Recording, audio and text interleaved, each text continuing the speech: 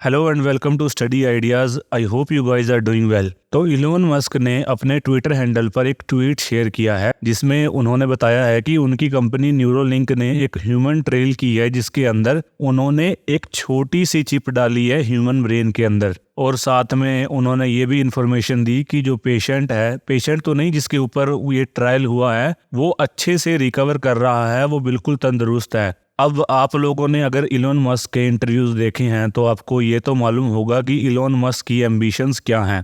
वो अक्सर अपने इंटरव्यूज में एआई के बारे में बात करते हैं, आर्टिफिशियल इंटेलिजेंस के प्रोज एंड कॉन्स के बारे में बात करते हैं। इसके अलावा उनका ये भी मानना है कि आने वाले टाइम में हमारी अर्थ रहने लायक नहीं बचेगी क्योंकि हम इंडस्ट्रीज बहुत ज़्यादा डेवलप कर रहे हैं। इसीलिए इंसानों को या तो एक दूसरा ऐसा प्लेनेट खोज लेना चाहिए जहां पर इंसान रह सकते हैं, या फिर किसी दूसरे प्लेनेट को रहने लायक बना लेना चाहिए ताकि हमारी जो स्पीशीज है, जो ह्यूमन स्पीश है, वो खत्म ना हो पाए। तो ये सारी बातें इलोन मस्क हमेशा अपनी वीडियोस में करते हैं। एक आम इंसान के लिए ये सारी बातें इररेलेवेंट हो सकती हैं, लेकिन जो इलोन मस्क के एक्शंस हैं वो ये बताते हैं कि वो इन सब बातों को लेकर कितने सीरियस हैं और इसके ऊपर वो अपने पूरे फोकस से, पूरे कंसंट्रेशन से काम कर रहे हैं। तो इस वीडियो में हम इस एक्सपेरिमेंट के बारे में बात करेंगे जिसके बारे में इलोन मस्क ने ट्वीट किया है, लेकिन आप उससे पहले चैनल को सब्सक्राइब कर लीजिए। तो सबसे पहले तो मैं आपको ये बता देता हूँ कि कोई भी ऑर्गेनाइजेशन ऐसे ही किसी ह्यूमन के ऊपर किसी भी तरह का कोई एक्सपेरिमेंट नहीं कर सकती, कोई ट्रायल नहीं कर सकती, चाहे वो मेडिसिन को लेकर ही क्यों ना हो या फिर चाहे टेक्नोलॉजी को लेकर हो।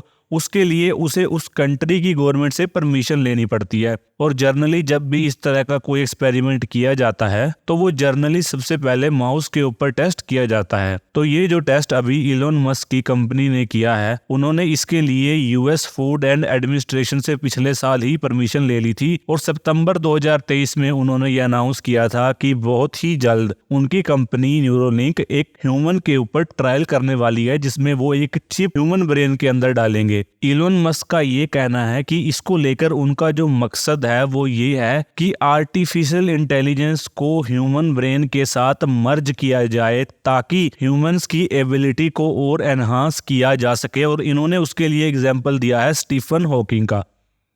स्टीफन हॉकिंग के बारे में आप सबको पता ही होगा, उनका कुछ साल पहले ही निधन हुआ है। उनके बारे में ये कहा जाता है कि एल्बर्ट आइंस्टाइन के बाद जितने भी साइंटिस्ट दुनिया में हुए हैं उनमें सबसे महान है स्टीफन हॉकिंग। जब स्टीफन हॉकिंग छोटे थे तो उनको एक बीमारी हो गई थी जिसका नाम है ALS यानी अमायोट्रोफिक लेटरल स्क्लेरोसिस। इस बीमारी की वजह से उनकी बॉडी के 95% हिस्से ने काम करना बंद कर दिया था, जिसकी वजह से ना तो वो खुद खड़े हो सकते थे, ना बोल सकते थे, ना खा सकते थे, ना वॉशरूम जा सकते थे। लेकिन इसके बाद भी उन्होंने हिम्मत नहीं हारी। उन्होंने अपनी सारी जिंदगी कॉस्मोलॉजी की पढ़ाई करने में और कॉस्मोलॉजी के ऊपर रिसर्च करने में बिता दी। स्टीफन हॉकिंग दुनिया से कम्युनिकेट करने के लिए कीबोर्ड का यूज करते थे। वो उनके दिमाग में जो भी चल रहा होता था वो उसे कीबोर्ड के ऊपर टाइप करते थे और एक आदमी उसे फिर नरेट करता था बाकी लोगों को। और जाहिर सी बात है इस प्रोसेस में थोड़ा टाइम तो लगता ही है क्योंकि पहले वो टाइप करेंगे, फिर वो स्क्रीन पर आएगा और फिर एक आदमी उसे नरेट करेगा। लेकिन इलोन मस्क का ये कहना है कि सोचो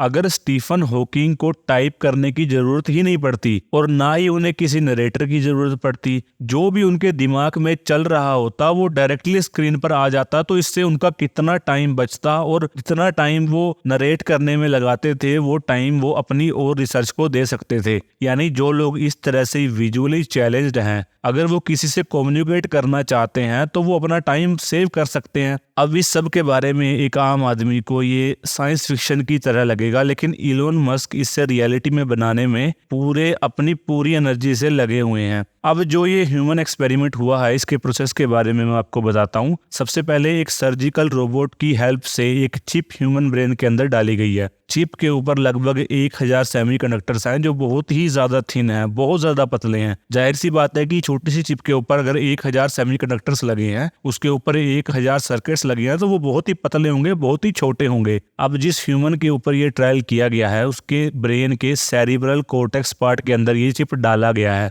इससे रिलेटेड मैं आपको ये बता दूं कि ह्यूमंस के ब्रेन के 3 पार्ट होते हैं। सेरिब्रम जो हमारे इमोशंस कंट्रोल करता है, हमारी लर्निंग को कंट्रोल करता है, रीजनिंग को, इंटेलिजेंस को कंट्रोल करता है। दूसरा होता है सेरिबेलम जो हमारी मसल्स को, मोटर न्यूरॉन को कंट्रोल करता है, हमारे पोस्चर को कंट्रोल करता है, हमारी बोन्स को कंट्रोल करता है। तीसरा होता है ब्रेन स्टेम जो हमारी बॉडी में जितने भी ऑटोमेटिक फंक्शन हो रहे हैं उनको कंट्रोल करता है, जैसे हमारा हार्ट अपने आप चल रहा है, हमारा लीवर अपने आप काम कर रहा है, तो इस सब को ब्रेन स्टेम कंट्रोल करता है। जो सेरिब्रल कॉर्टेक्स है वो सेरिब्रम का ही पार्ट है जो हमारी हायर इंटेलिजेंस को कंट्रोल करता है। इलॉन मस्क का जो विजन है उसके मुताबिक इस चिप की हेल्प से एक ऐप इंस्टॉल की जाएगी जो कंप्यूटर के कर्सर को मूव कर पाएगी और साथ साथ में उस इंसान के दिमाग में जो थॉट चल रहे हैं उसको वो स्क्रीन पर कन्वर्ट कर देगी। अभी हम जो कंप्यूटर यूज करते हैं उसके लिए हमें कीबोर्ड की जरूरत पड़ती है, माउस की जरूरत पड़ती है, लेकिन इसकी हेल्प से हम कंप्यूटर को अपने माइंड से चला पाएंगे। अब जहां बहुत सारे लोग इस बात को लेकर एक्साइटेड हैं कि आने वाले टाइम में इलॉन मस्क क्या करने वाले हैं, वहीं कुछ ऐसे लोग भी हैं जो इलॉन मस्क को क्रिटिसाइज कर रहे हैं ये कहकर कि इलॉन मस्क एक बिजनेसमैन है और उन्हें अच्छे से पता है कि लोगों की अटेंशन कैसे ग्रैब करनी है।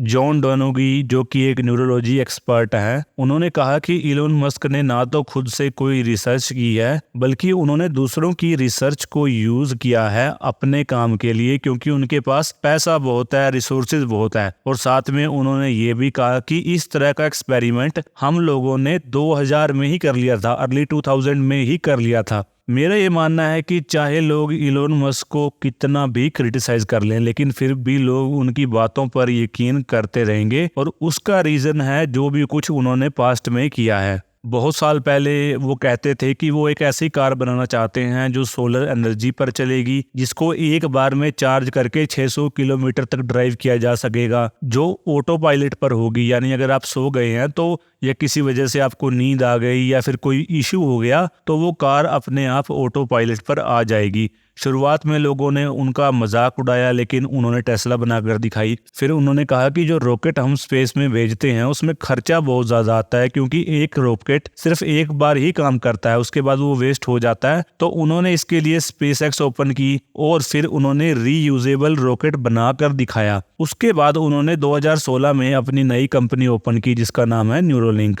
जिसके बारे में हम अभी बात कर रहे हैं। इस कंपनी को लेकर उनका गोल ये है कि जैसे कुछ लोगों को पार्किंसन डिजीज होती है जहां पर वो सब कुछ भूलने लग जाते हैं, या फिर ALS डिजीज है जो स्टीफन हॉकिंग को थी, कि वो आर्टिफिशियल इंटेलिजेंस की हेल्प से इस तरह की डिजीजेस को खत्म कर सकते हैं या फिर उन लोगों को हेल्प कर सकते हैं। और साथ साथ में जो ह्यूमंस की कॉग्निशन एबिलिटी है, जो हमारे दिमाग की एबिलिटीज हैं, उनको भी एनहेंस कर सकते हैं। इस एक्सपेरिमेंट को लेकर अभी ज़्यादा इन्फॉर्मेशन तो बाहर नहीं आई है, लेकिन एक बात तो क्लियर है कि हम अगले रिवॉल्यूशन की तरफ जा रहे हैं, यानी ह्यूमैनिटी एक और रिवॉल्यूशन फेस करने वाली है आने वाले कुछ टाइम में। तो इस वीडियो के लिए इतना ही। अगर आपको हमारी वीडियो अच्छी लगी तो हमारे चैनल को सब्सक्राइब कीजिए। Thank you for watching.